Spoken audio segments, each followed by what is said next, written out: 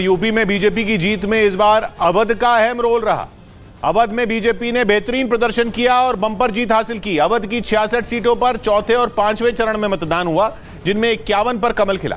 मतलब यह कि पार्टी ने वहां जो भी सियासी दांव चले वो सही पड़े, जिनका असर अवध में तो हुआ ही, उसकी वजह से पार्टी की यूपी की सत्ता में वापसी की राह भी आसान हो गई। अवध को यूपी की सियासत की प्रयोगशाला भी कहा जाता है, क्योंकि कहते हैं कि यहाँ से केवल प्रदेश ही नहीं, देश की राजनीति की दशा और दिशा भी तय होती है। माना जा रहा है कि बीजेपी ने इसी वजह से वहाँ के सबसे अहम मुद्दे यानी राम मंदिर के मुद्दे को जोर शोर से उठाया, क्योंकि अवध की बात होते ही अयोध्या और राम मंदिर की याद आती ही है। जय जय श्री राम, जय जय श्री राम, जय जय श्री राम।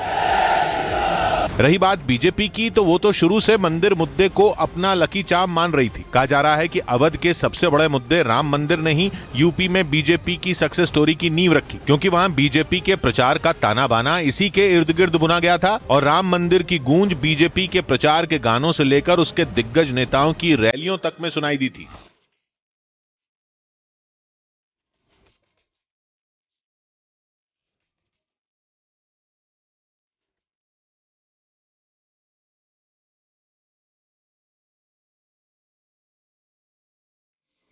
प्रधानमंत्री हों या मुख्यमंत्री, सभी ने अवध इलाके में की गई अपनी हर रैली में रामलला को याद किया। योगी ने तो अपने अयोध्या के रोड शो में ये तक कह दिया था कि यूपी का अगला सीएम कोई राम भक्त ही होगा। देखिए, कोई राम भक्त ही मुख्यमंत्री रहेगा। कहा जा रहा है कि राम मंदिर के मुद्दे पर बीजेपी फ्रंट फुट पर खेली और जीती।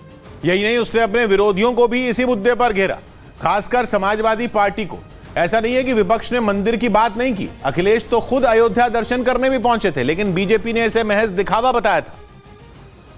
और योगी ने अखिलेश को 1990 में हुआ गोली कांड याद दिला दिया था। 1990 में राम भक्तों पर जो गोलियां चली थी,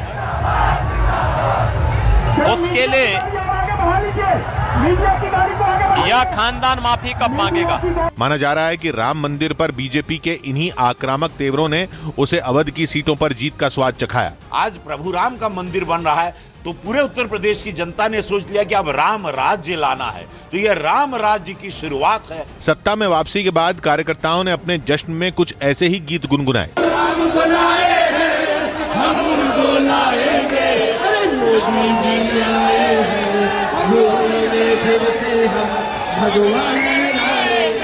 सातवें चरण का चुनाव खत्म होने के बाद हुए न्यूज 18 के टारगेट महापोल में भी अवध में बीजेपी के बयार का अनुमान लगाया गया था, जो नतीजों के दिन सही साबित हुआ। हालांकि अवध क्षेत्र में साइकिल पिछली बार से थोड़ी बेहतर चली, लेकिन वो चाल इतनी भी तेज नहीं थी कि अखिलेश बीजेपी से आगे निकल पाते, क्योंकि अवध की 66 में 51 पर कमल ही खिला। खासकर अयोध्या की 5 सीटों पर बीजेपी ने दमदार प्रदर्शन किया और 5 में 4 सीटें जीती। वैसे 2012 और 2017 के चुनाव नतीजे पहले ही इशारा कर चुके थे कि यूपी की सत्ता का रास्ता अवध से होकर गुजरेगा। 2012 में वहां एसपी ने अच्छा प्रदर्शन किया था तो उसकी सरकार बनी थी। 2017 में बीजेपी ने अवध में बड़ी जीत हासिल की थी तो उसे सत्ता मिली। 2022 में भी वही कहानी दोहराएगी, जिसमें राम मंदिर ने बड़ा रोल निभाया।